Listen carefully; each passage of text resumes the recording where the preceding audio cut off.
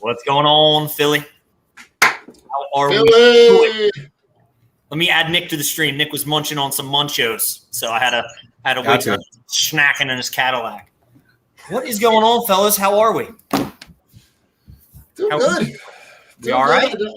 I've had a chance to let this game one kind of breathe a little bit and dive a little deeper into some of the statistical stuff. And what up, Mike? You know, as bad as it looked at some points, it wasn't there were also a lot of good things that I liked in the second half of the game. So we'll get into it.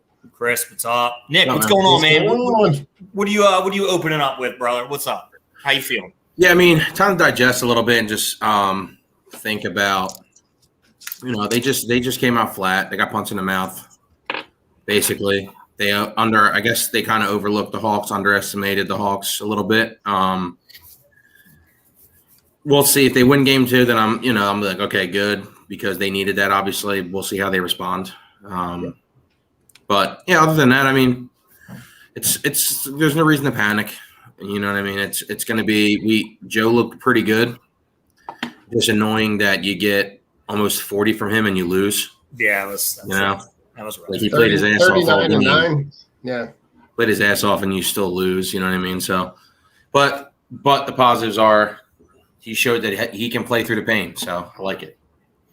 Triple H. I like that quote that I heard earlier today about him saying, listen, I'm willing to do whatever it takes and play through whatever pain I got to play through to make sure that we get, to get a chip here. So from what they were saying in the pregame, that it was like I believe it was Bob Cooney. I was listening to the pregame as I was driving, and dedicated podcast showing off the ink. Yeah, we don't have time for all the white trash tattoos. We don't need to see that. Adam, what's going on? What is up? What is up? What is up? It was a terrible first half, but it was rocking. They did push for the comeback. So I listened to Bob Cooney, and he was saying that he spoke to some trainers. They're not particular with this injury, but I also saw other people, other PTs who I follow on Instagram and Twitter, and they were talking about like meniscus tears and slight tears, that you are able to play through it. It's just the matter of pain tolerance. Structurally, things should be fine if nothing else is damaged. You have to deal with the swelling. You're going to have to deal with just the overall pain and your pain tolerance. So I don't see this as a problem going forward for Joe. If he just manages it, they manage him correctly. Like Doc said in the post game, a lot of rest, a lot of treatment, a lot of rest, and a lot of treatment. So he was very adamant on that. But we're gonna get into it. My initial thoughts of the game yesterday. You got kicked in the mouth coming out. You underestimated that, but the Hawks are also not going to shoot 65% going into halftime. That's not going to happen again. That was video game numbers. To shoot that high of a percentage. They made 10 more threes, made 10 more foul shots, committed 8 less turnovers, and won by 2. No, 4. 4. Yeah. 1 by 4. I mean, they had 28 points off turnovers. Yeah. Of those turnovers, there's so much to point to that this was the aberration, not the norm. That I think for me, I look at that statistic and I say, like, you cut the turnovers even in half, which means you're cutting 13 to 15 points off that turnover. Like the differential between that, and Rich, you mentioned the Hawks having 19, like they set a franchise record for playoff threes. Yeah, they are as well as those guys played. Let's be honest. 3 of their guys had career games in that game, all at the same time. And the thing that killed them obviously was that 17-point run in the fourth or in the first quarter where they just never got that back until it took them 3.5 more quarters to get back to that point where they were able to be within earshot. And the fact that they were able to battle back and get to within 2 with 9 seconds left. Yeah. I mean, I love that fight. It was super impressive. Like, they didn't give up. No. And you could tell honestly, like, I get it. But if you're looking at numbers and you're just looking at the overall play of yesterday, the Sixers still played, minus the turnovers and the missed free throws, the Sixers still played a great game and shot 55% and lost because those turnovers killed them. Missing the free throws killed them. I get that. But let's talk about our boy Ben Simmons. The chase down block from behind on the oop. Super impressive. Fucking nuts. I was ecstatic when I saw that. I'm wearing my Ben Simmons jersey because I love Ben. But holy fucking shit. That block was nuts. This is the reason why this guy is so important to this team. We're going to talk about this because I had to put this banner up because we're still talking Sixers Hawks. But what changes need to be made? We had last night, you listened to Doc's press conference. I don't know if both you guys listened to it. Doc said there was the turnovers and being down so much was what led to the weird substitutions, why the all-bench team had to play more minutes than not. Right. I get it, but it's the playoffs. You need Ben Simmons running with the second team as well. That guy does not get tired. He doesn't need a break. He's a robot. And they're not playing back-to-back nights. Play him 44 minutes. Right. Play him 42 minutes. If Trey's off the court, somebody needs to be in there. Give the ball to Ben. Let him facilitate. Let him get everybody else open. Let him pass to the guys for threes. Like, you need him to create shots for others. Right. Do not take him off the court. Lock up Trey. Keep him on Trey. Danny Green was getting cooked. All game was getting cooked. All game. And I think Ben goes on him, and it's a different story. The thing for me, like, you cannot go back into game 2 and let Danny Green within a mile of Trae Young. Like, that experiment is done. It played itself out. To me, I look at maybe you put Thibault in the starting lineup and then you alternate between Thibault and Simmons guarding Trae Young. And then whoever's not guarding him is guarding Bogdanovich. Because there's no reason why Trae Young is getting guarded by Danny Green and Ben Simmons is guarding Bogdanovich when Trae Young is lighting up Danny Green. I mean, Rich, you said it. He was cooking him all day. I mean, he knew that he got over half court within a couple steps of half court and was just lighting stuff up. I think it's kind of simple. You gotta make sure that your best defender, your guy who's up for Defensive Player of the Year, has got to lock down their best player. Yeah, I mean, Ben did say after the game that he wants to cover Trae Young the whole game, so he put that on Doc. So now if he doesn't cover him the whole game, it's on Doc, right? Because Ben, you know how much he likes to play defense and he likes to be that guy. Even if it's not just Ben, like I like Tease in the starting lineup. Obviously, he's much more athletic. He'll hit a shot here and there, but they need to do different things with. Even if it's because if Ben and Tease are on the floor together, you can mix and match with him on Trey. Right? They're both very good on-ball defenders. They're good from behind and making up, everything like that. But Trey would have a hard time even getting a shot off on Ben. It was just the fact of how terribly that they were switching off and rotating. Yeah, the Hawks the Hawks are good offensively. I give them that. Their ball movement yesterday was exceptional, but two guys were open at all times. It felt like with that defensive lineup, especially with putting Danny Green on them, and then all of a sudden they want to do the trap right at the top, or like right as soon as the half court trap. I like it if you got guys who can move. Like, you can't. I'm not saying I'm not a coach. I'm not Doc Rivers. I don't even want to put that out there in the universe. But when you got a guy with a bad knee in JoJo running the trap and expecting him to get out to the wing is a very tough thing to do. And you saw at times Joe is trying to get to the wing, which is leaving Tobias on John Collins underneath or Capella, and then it's just mismatched left and right. Not saying Tobias can't cover him because Tobias has stepped it up a lot defensively. It's just I don't think the half-court trap was appropriate, especially when your star player has a slightly torn meniscus. That's just me. you left too many guys open. You know, when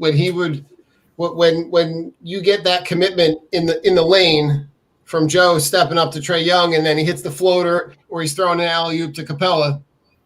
But if he lays back and he dishes out, and now that double, if they're going to double team him there, then now you're dishing it out to Bogdanovich, or you're dishing it out to one of their other shooters. Yeah. They played that mismatch all game long. They said, all right, well, if they do this, we're going to kick it out. All right, if they do this, we're gonna give you the floater. We're gonna give you alley-oop. They took advantage of every misfortune that the Sixers played themselves into. Couldn't they have played the 3-2 yesterday? They could have played the zone. Yeah, I was thinking. I thought the zone would probably have been more effective and let them try to make the passes inside. Yeah, we'll pull the old box and one, Rich.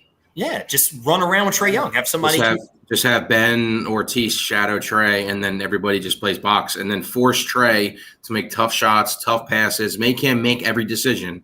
Yeah. Trae has the motor of Ben Simmons, because I don't. I think Trae would get tired. And sure.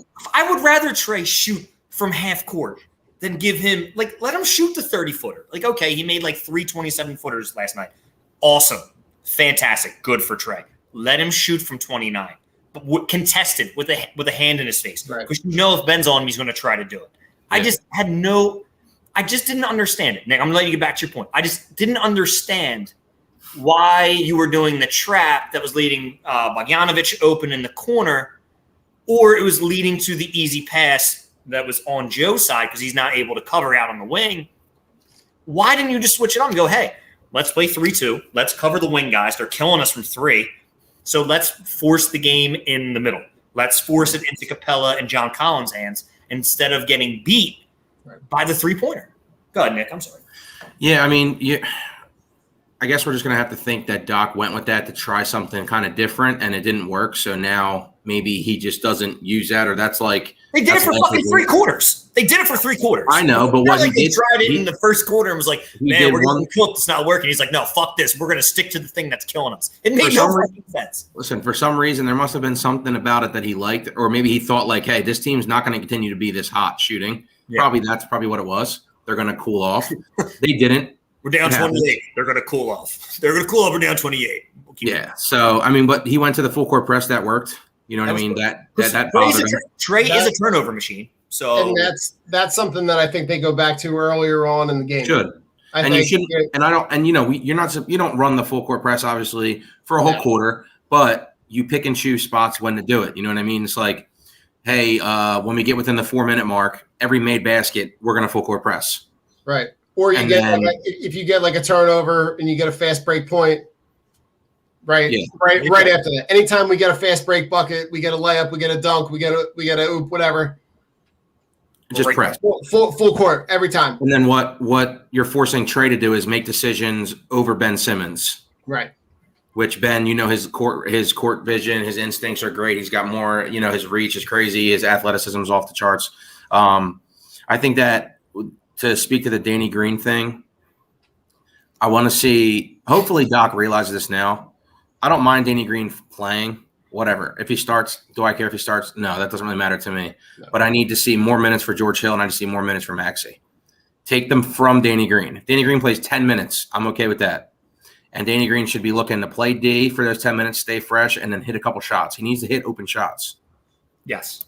And listen, I think for me, I'm looking at the opportunity for them to maximize those 10-minute spurts.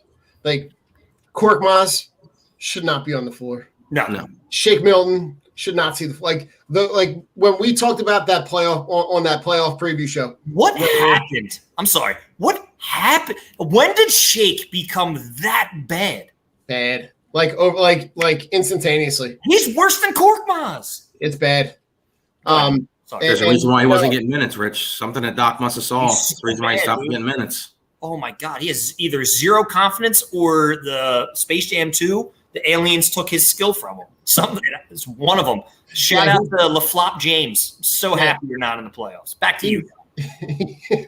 Back to you, Don. Back to you, Don. Back to you, Don, in the studios. But no, I mean, those guys, we talked about on that preview show that rotation has got to be 7, 8. It's got to be 8, 9 guys. Yeah. I think you got to, at this point, there's no room for error. You have to shrink that down. And Rich was saying, I think what you were saying was right on point. Your starters, your key guys have to play between, I don't know, call it 40 and 44 minutes. Your key guys have to play those minutes. I understand that Joe's minutes are probably going to be lower, maybe than the starters, because you're trying to get them rest. But I think I love the way that they did it, where they strategically do it, where he's getting rest at the end of the first quarter and the beginning of the second quarter, and extend that break where you're able to get him more rest, but he's not missing more game time. Before we move any further, our special guest is joining us from the Full Court Press, our boy T-Will. T-Will, he will unmute himself in a second. T-Will, what's going on, man? What's going on, guys? Not much, dude. Just, talking some Sixers and what changes need to be made. Well, there's a lot that needs to be made, but you know what? I was enjoying your conversation real fast, and I'm trying to link up my Bluetooth because you caught me Johnny on the spot. So you go do your thing. As soon as I get the Bluetooth hooked up, we'll go. You got it, brother. Do your thing. I'll put you back on mute. But Rich, I mean, the play, yes, they got outscored by 20 in the first half. Yeah. Right? But they outscored the Hawks 70-54 in the second half. So you saw the effects of clamping down on the defense and what this team is. It's something that bothered me. I was listening to some stuff today and heard about they're like, oh, well, what this team was. No, there's no was. This game was an aberration. Yeah. This game was not the norm. It's not going to happen again. They're not going to shoot 65% going into halftime. It's not going to be the Sixers. This team doesn't lose at home either. So that was definitely an aberration. And they had what? 15 turnovers? It's the exception, not the norm, but they need to, right, like you said about the minutes, Don, we need 42 minutes plus from Tobias and Ben every night. Right. Ben, I'll be happy with Joe if he can give us 36 minutes. Yeah. Depending on how he feels. But this team, we shouldn't need more than that from Joe. No. But that means we need Dwight to step up. We need Ben to be, especially on defense, get down there and get, attack the glass. We might have to go. I'm not worried about their big, Capella's a good player, John Collins a good player, whatever. But their offense runs through Trae Young. Yes. And he's going to want to see. He seeks for fouls. He looks to get fouled all the time. That Matisse call was terrible. And then it's like that. And Ben even said that, after the game, Ben said, the refs need to let us play a little bit, and I can play. I want to cover Trae, but the refs need to let us play a little bit. Let me be more physical. Right. Yeah. I mean, it's the playoffs. Swallow your whistle sometimes. We don't want to see I don't want to see all these stoppages with you tic-tac fouls. It's just it makes for bad basketball, and everybody starts complaining, and then it turns into, well, the refs played a part in tonight's loss, or the refs played a part in tonight's win, and the NBA shouldn't want any of that conversation. No, and Don, go ahead. You had a point. No, so if there's anybody that you can reduce their minutes and still expect to get maximum return on that, it's Joe. I mean, sure. There were games earlier on in the season where he would not even play in the fourth quarter and still have 30 plus points, still have 10 plus rebounds. So you could probably still get that production, like you're saying, Nick, with 28 to 32 minutes and still be having some serious effect on the outcome of the game. Yeah. Rich, what's crazy is that I saw after the game, they took, the plus minus and everything like that. As good as Trae was yesterday, that the Hawks are minus 11 with him on the court. Yeah, he was minus 11 yesterday. It doesn't even make any sense. He was the only one in the starting lineup that was minus 11. So that to me was a little odd. So T-Will, what do you got for us, bro? What changes you think need to be made? Well, first of all, the changes are very minimal because we saw the changes the second half, okay? And from what I've heard today and, text messages going back and forth, Doc was trying to protect Matisse, and Ben because of the ticky-tack fouls the refs were calling. And we get that, but that's during the regular season you do that. You know, the playoffs is something different. You got to go for it on the playoffs. And Doc, you know, he has to catch some fall. He pulled a Brett Brown yesterday. He got caught sleeping. He got caught watching the game instead of adjusting the game. However, he adjusted the second half, but the hole was so big, you know, for them to dig themselves out of, it was just too late. The good thing is, though, Philadelphia fans, we saw an adjustment. We're seeing a coach adjust on the fly like that in the last 7 seasons with the coach we had. So it was good to see that. However, it was just a little too late. I think personally coming out in the next game Tuesday night, he's going to start Matisse. He's going to put Matisse on him, on Trae Young, and basically have Matisse and Ben lock him up like they did the second half of that game. I mean, the second half, let's be honest, the pressure bust pipes, okay? And that pressure was all over Atlanta that second half. That second half just shows you how good the Sixers really are. So to dig themselves out of almost a 30-point hole, you know, don't worry.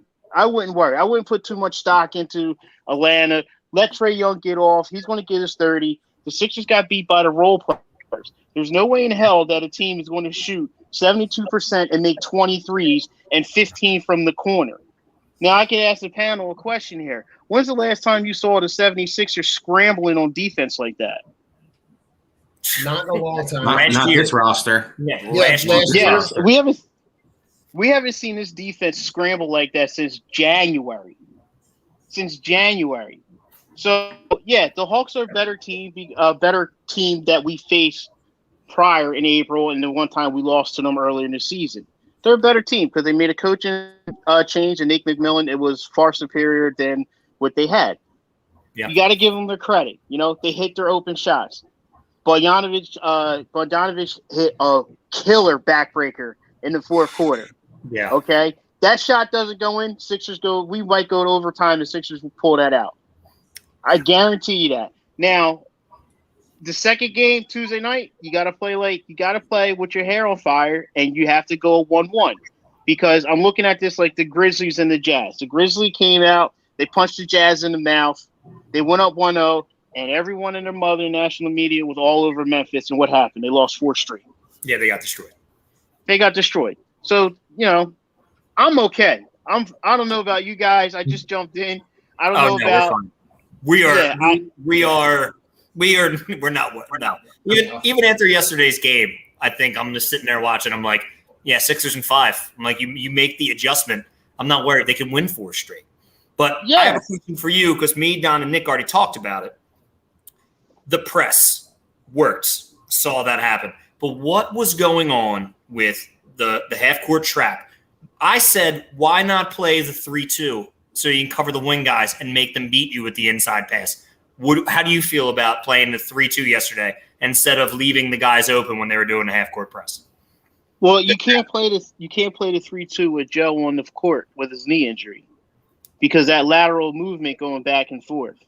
So if you're going to play the 3-2, he's got to be off the court. So if you've also played the 3-2, you got a situation where you could get the wings in that pick and roll, and now you're giving Capella or whomever roam in the middle more of an opportunity for that lob that they were killing us earlier with when Danny Green wasn't fighting over the pick and he was putting Joe on an island. See, that's why you have to make that switch with Matisse and Danny or Ben and Danny, because Matisse and Ben will fight through that pick and push Trae away from the 3-point line and push him into another defenseman, where Danny Green was getting stuck and hung on that pick, putting Joe on the island. Right, absolutely. So if you push Trae Young one way to a defender, Joe's not on that island where he can sag back like he wants to and defend that lob. So Trae Young's either going to have to throw up a floater, or he's going to have to kick it out. But if he kicks it out, the back half of the defense is going to be rotating over. That's how the Sixers play defense. That's how they got the steal in the fourth quarter, where Ben got the steal and got the break on the 2-on-1. So, I mean, like I said, small adjustments by Doc, and they'll be fine. Yeah, I'm not freaking out. Nick, you freaking out? No, I'm more annoyed than anything. Absolutely. Because they played, they got kicked in the teeth, right? They didn't expect it. They obviously, I know what happened. They went into the game. They said, Joe's playing. I'm not worried about nothing. Said, Joe's playing. We're good. But then but isn't it so Philly, Nick? Yeah, isn't it so?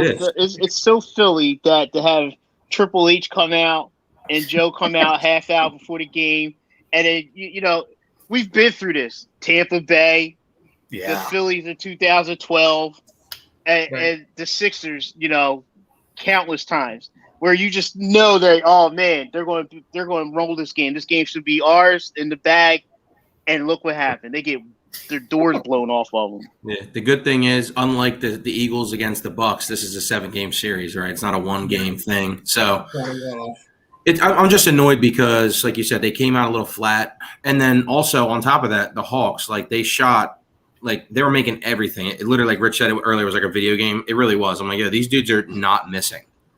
This is absurd. And we were down by over almost 30 points, and we only lost by 4, down by 2 with 9 seconds left.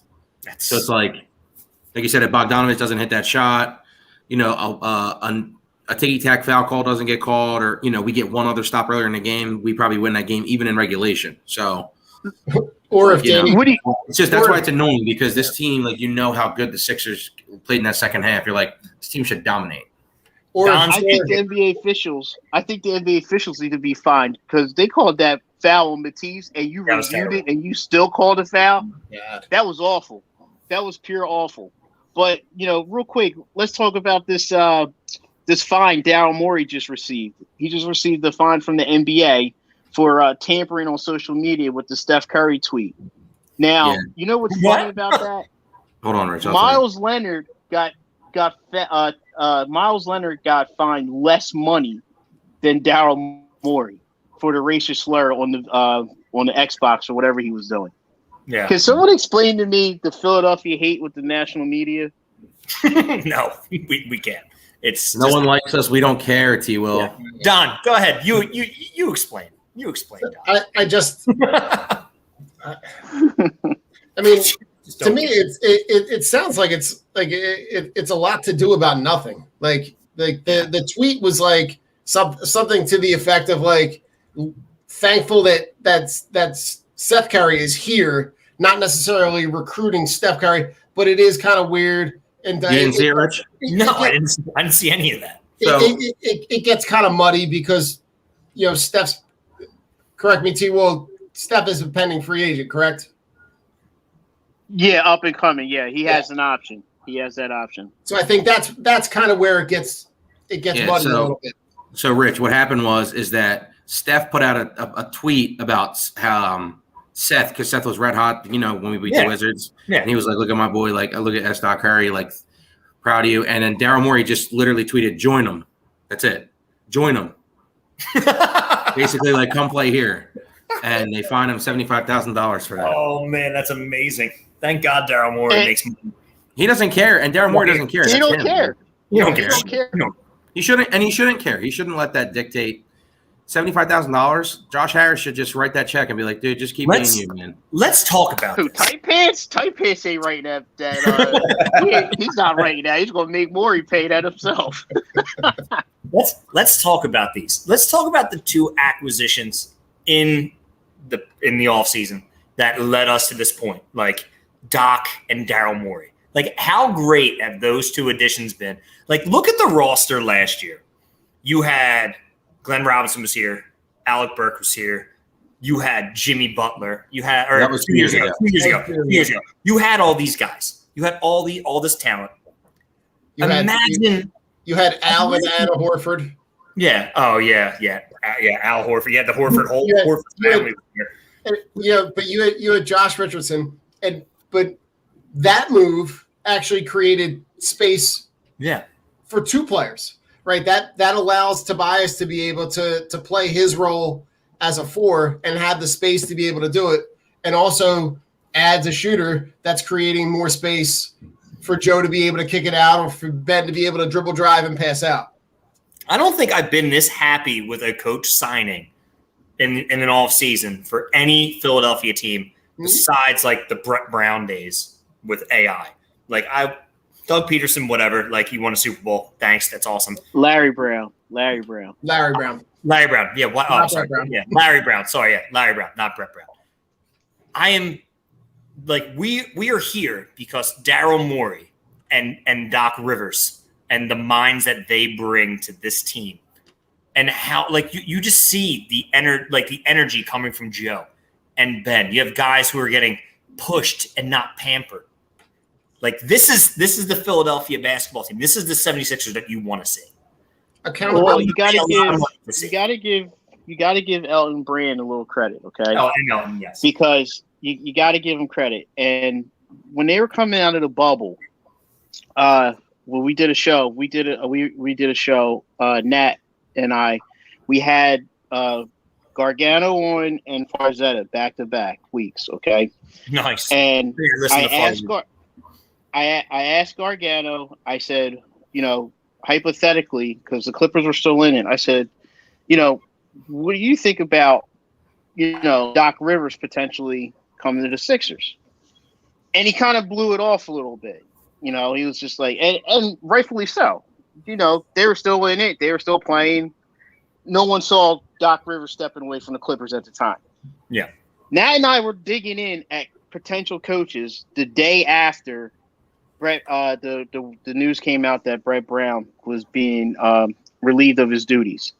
And I said to Nat, on the show, I wouldn't be surprised if Doc Rivers became available. And he said, why? And I said, because he's the longest tenure coach right now at his team, and they haven't won.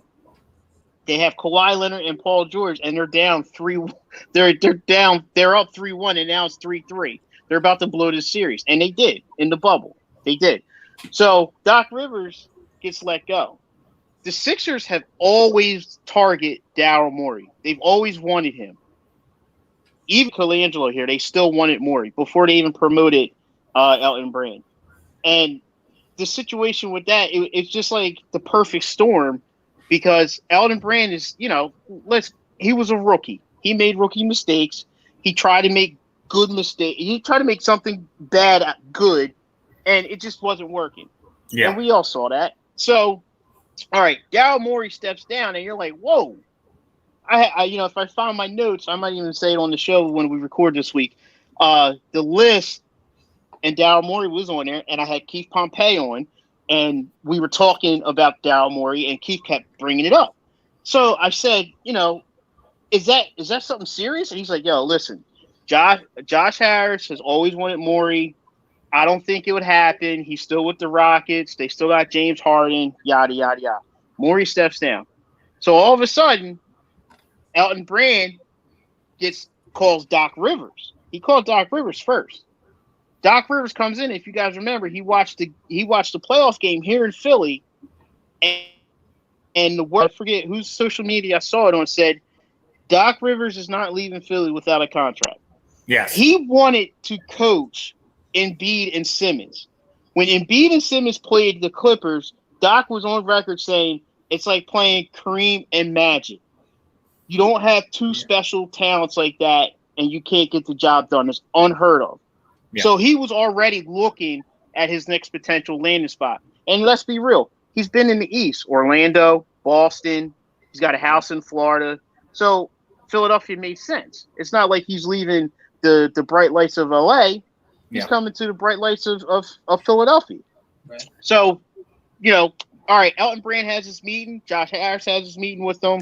I believe Scott O'Neal was there. They all collaborated, and Doc Rivers becomes a coach. But do you remember the hot name? Remember the hot name that was almost there? If it was if you're saying Tyronn Lue, I'm going to throw up. Not Tyronn Lue, but he was potential, but not Lue. It was Mike D'Antoni. That's right. Can you imagine Mike D'Antoni coaching this type of team right now? They would play no defense and score a lot. We would be in the 5th seed right now, easily. Easily. Well, yeah, so you'd be running gun, you'd be chucking duck all night long and just trying to get up as many shots as you can. Exactly. You needed a coach that the players are going to respect. And with him sitting here before you got me calling Larry Brown, Brett Brown, I don't think Embiid would have respected him. I don't think Simmons would respect him, and we would have had the same situation that we had. Yeah. So I think it was the perfect hire with Doc Rivers. And then 48 hours later, Daryl Morey steps down. Josh Harris flew out there, and he handled business. I'll tip my hat to him for that. That's about it. I don't tip my hat to him for anything else, but I'll tip my hat to him for that. So you got Daryl Morey in that you always wanted. Yeah. You got probably the perfect coach for the situation that we just had with that awful season being in the 6th seed and swept by our arch nemesis with Boston. Like, come on. I always forget about the bubble. I keep forgetting about the bubble just because I want to forget about last year. The bubble, and I tell you what, the bubble is something that you want to forget about, like the Sixers in the late 90s or mid 90s. For the life of me, I can't remember the Armand Gilliam, Clarence Weatherspoon, Johnny Dawkins, Hershey Hawkins, Dana and Barros. Jeff Hornacek team with Dana Barros, Willie Burke. I remember the players. I remember games here and there, but I cannot remember seeing them on the court playing. And it's probably like you with the bubble. It's just one of them blurs, you know? It slips my mind more often than none. Yeah, so, you got to give the front office credit. And what they did was they built a NBA franchise front office. They got away from the analytics. Because let's be honest, analytics is a tool. It's not the whole toolbox. And when you start using it as a whole toolbox, then you're going to run into situations like Brett Brown did. Yep. Okay? When you go on record saying you want your big man trailing, shooting at least 8 threes a game, and he's 7'2", 280 pounds, and he's the best player in the league, are you nuts? Seriously. It's like Nick on the court. Yeah. That was Nick on the court back in the day. Nick would be trailing, shooting threes, at least 14 a game, bigger than everybody. Nick's like 6'12" and shit. Could easily just body everybody. Nick's like, nah, man, corner 3, brick. I mean, Brett Brown was over his head with that, and I wanted him going so bad, and I was probably the happiest man in the city when he left. So we did a couple of shows with that. So we get into Danny Green, Seth Curry, Josh Richardson. We did a show comparing contracts, this and that. I have a site that I go to that has been Johnny Money. Okay, they predicted Seth Curry traded for Josh Richardson. So I was reading the site, and I'm saying, man, that makes a lot of sense. The contracts match. Curry's a better defender, better scorer, but he has to find a home. Doc Rivers is his father-in-law. It potentially could work. So I said to Nat, when we pre-gamed the shift, I said, Nat, mention this in the show. And he's like, do you think it's going to happen? I said, it might happen. Just the fact that the money works and it's a move the Sixers can make without, mortgaging the season or limited money that they did have to play with. So we talked about it on the show. Next day, everyone's telling me, oh, Zach LaVine, T-Will, you don't know what the hell you're talking about. Zach LaVine. No. I'm texting blue check marks. I'm texting back and forth. I'm tweeting in DMs with blue check marks. People in the NBA. Everyone's telling me Zach LaVine. You don't know how to tell me. I'm like, I'm telling you it's Curry. I said, I mark my words, it's Curry. Damn it if it wasn't Curry, right? So Curry comes along. So I didn't see the Danny Green, Terrence Ferguson move. Absolutely loved it because you freed up space. Now you broke up the cement on the court. That was the issue when you have Horford, Embiid, Simmons, and Harris. There's too much cement and not enough movement, especially in Brett Brown's offense. There's no movement. So you make some movement on the court. Now you got space. Now you're doing what Elton Brand said in the summer. I'm bringing in guys to complement Ben and Joe's game. The best players, right? Yeah. So that's what you did. So then you had to build the bench. He had a great draft. I was on with Real Prince Blue during the draft. We talked about Maxey, Isaiah Joe, and those two got drafted. Paul Reed, which I thought was great, and B-Ball Paul. And all of a sudden, everything starts to come together a little bit. The season starts coming together a little bit. But Sixer fans are still skeptical. Why? Yeah. because of the crap bubble and the crap 2 seasons we just went through. Yeah, I think for me the biggest thing for me when they came back from the bubble was like they came back to the bubble with no plan at all. They came back literally with like, all right, well we're gonna try this. I'm like, what? That's all you came up with? Like you had 3 months to think about what to do and a way to put the best player put your players in the best position possible, and you basically came out and you were like, yeah, we're gonna try this, and then like I think that's kind of what threw Brett Brown under the bus. He threw himself under the bus because he literally came out with no plan. Desperate coaches make desperate decisions, right? And Brett Brown was desperate to do anything that would work. Now let's be honest, Shake Milton, that's not it. He's not a starting point guard. No, you don't put a guy. Well, I don't think I think he has 1 more year under contract, if I'm not mistaken. I hope he doesn't. I hope I'm wrong, but I think he does. You don't put a guy 6'10" who defines you in the media, defines you in post game, defines you in the local papers, and you put him at the 4 spot, and he's not willing to shoot the ball. You don't do that. You're looking for a stretch 4, and you put Ben Simmons at the 4 next to Embiid. You just clogged your middle up again, and you move Horford to the bench, and you have Harris in there. It was just awful, man. It was just bad all the way around. I would have left Simmons at the point guard. I don't know. So T, I want to cut you off because I want to talk about something. I want to talk about something that we were talking about. The idiots in the media with George Hill. Talk about that. Talk about that one. That George Hill wasn't the guy. Wasn't the fit for Ben Simmons. George Hill is the perfect fit for the Sixers. He's the best backup point guard he has had in his career as a Philadelphia 76er. George Hill was a guy that we predicted too on the show. George Hill he comes with swag, he comes with experience, he can run your offense, and he can knock down the 3 ball. He gives you everything you need on that second unit. That second unit has a rookie point guard in Maxey who's playing well, but he's still a rookie. Yes. You have Shake Milton who's shaky, and you have Matisse Thybulle who can't handle the ball, and you got Furkan Korkmaz who can't handle the ball. You needed someone like George Hill to take the ball away from them and let them guys play their game. Look how much better Korkmaz has played since George Hill came in. Look at Milton. He had a stretch where he was being Shake Milton, going to the basket, getting and ones, knocking down shots. He was playing freely. Maxey came in. He was roaming around, doing his thing, just speeding up the game. Doc Rivers bringing in George Hill, and thank God we got George Hill under contract. I heard someone say, hey, Rich, I think you like to tweet when I heard someone in Philadelphia national media said, I would not bring George Hill back because I haven't seen enough of him. Have you watched this man's career? Like, have you seen his body of work wherever he's been, from Milwaukee to San Antonio? The guy's a winner. The guy's a winner. Who's played what, like over 140? He's got over 140 games of playoff game experience.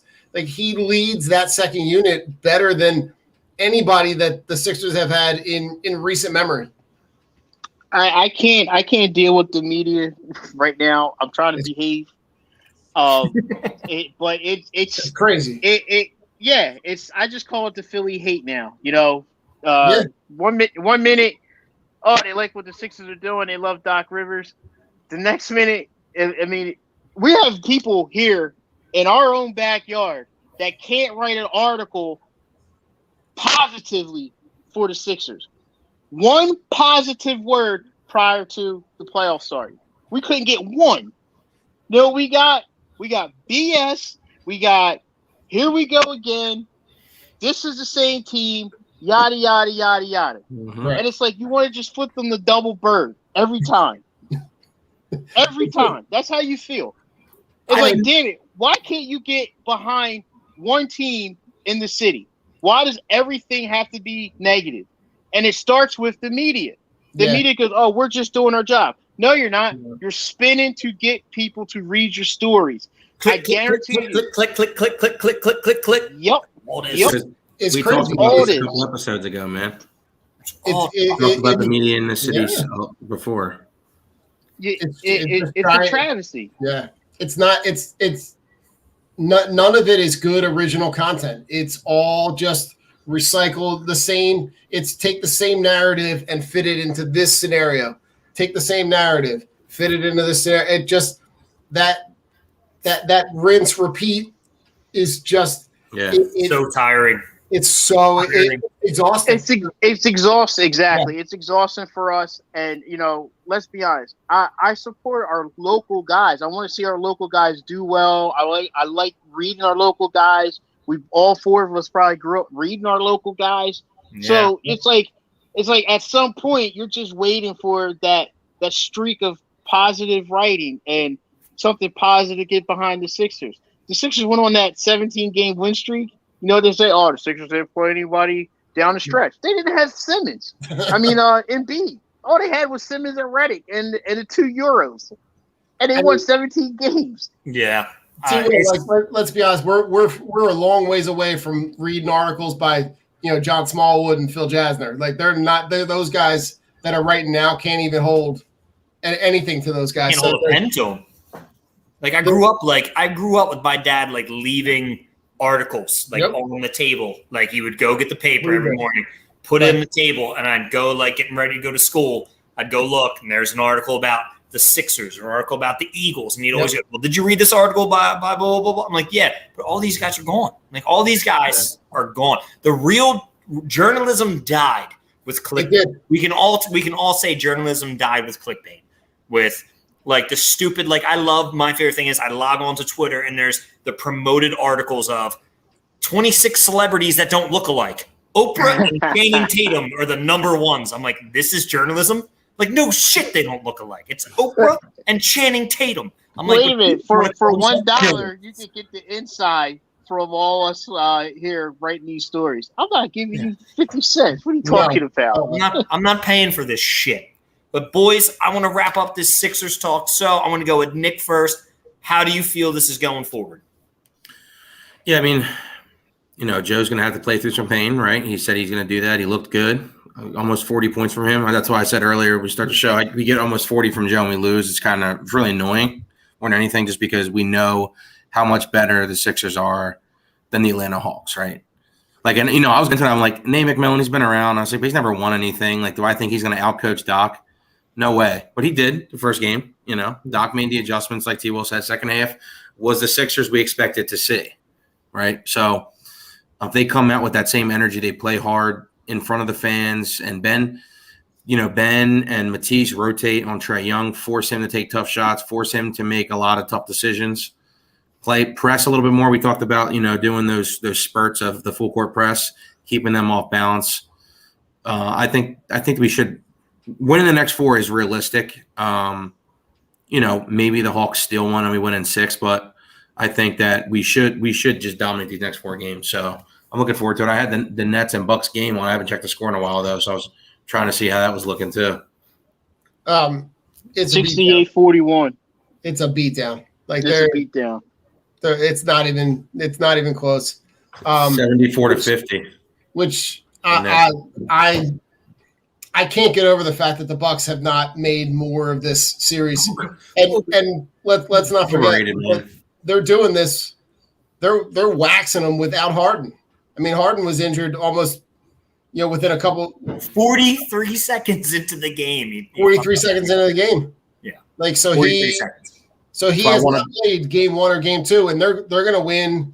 I mean, they're going to win this one. Going away. I'm going to stick with what I said when we did our preview show. The Sixers should be in the conference finals in 10 or 11 games. And I still think that. I still think, that they could easily take this Hawks team and win 4 out of the next 5. Yeah. With the way that they play at home, with the way that they can play defense, with the way that they've made adjustments. now that we've seen them make that in-game adjustment.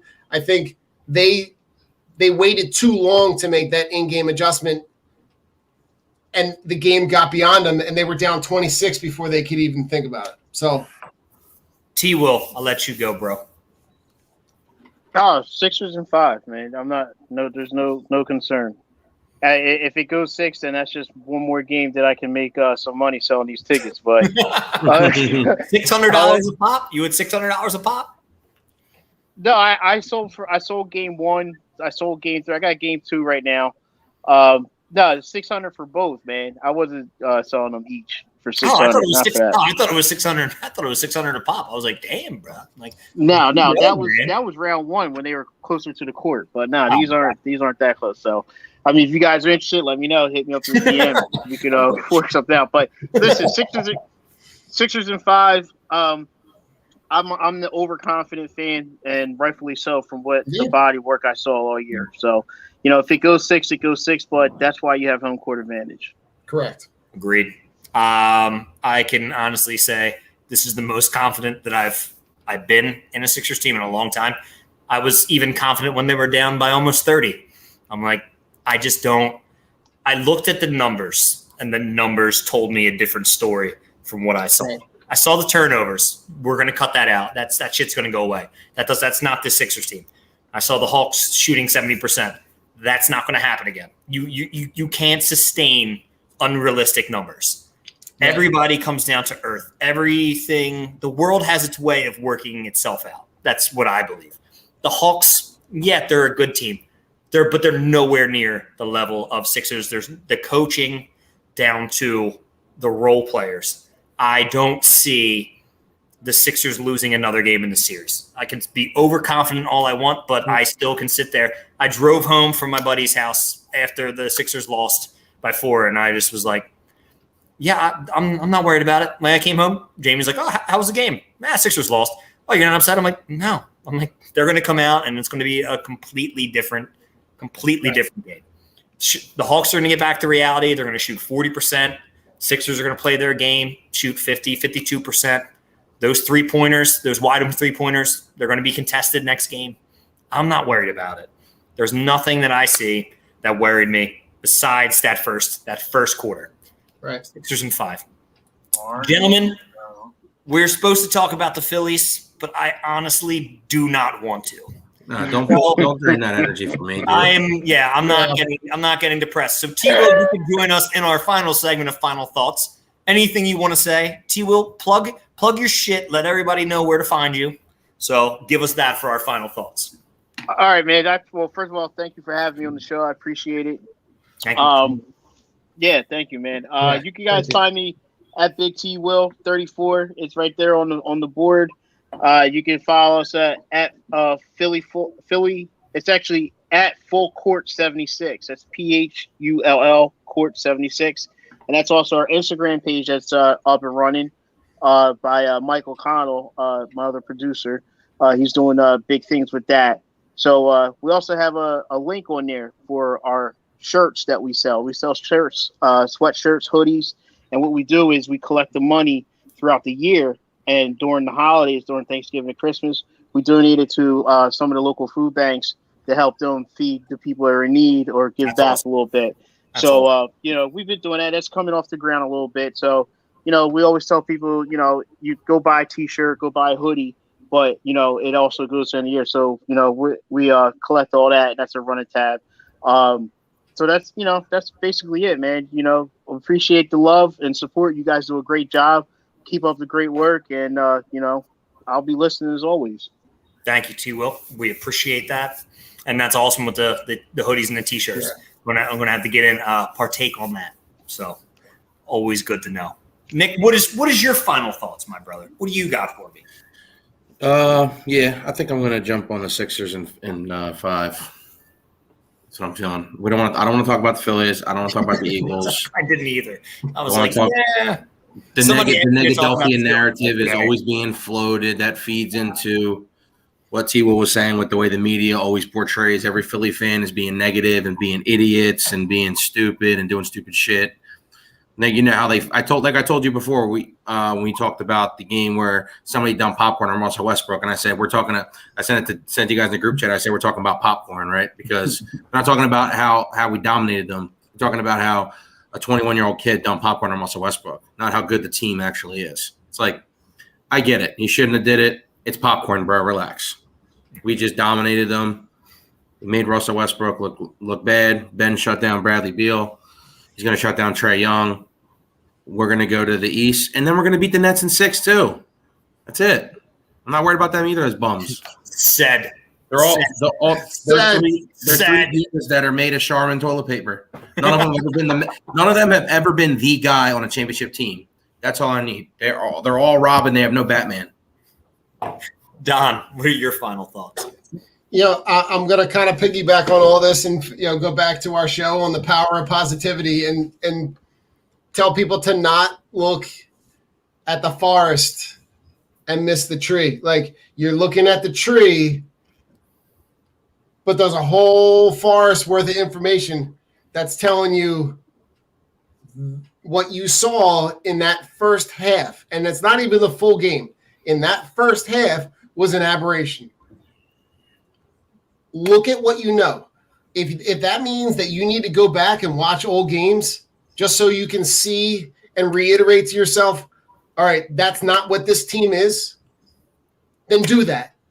If you need to go watch the second half, throw out the first half and just watch the second half and watch them outplay the Hawks possession after possession after possession, fight their way back from 26 down. Like, yeah.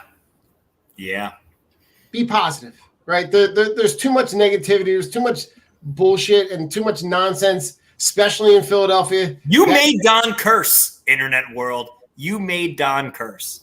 He doesn't. Yeah. Takes a lot. It never happens. But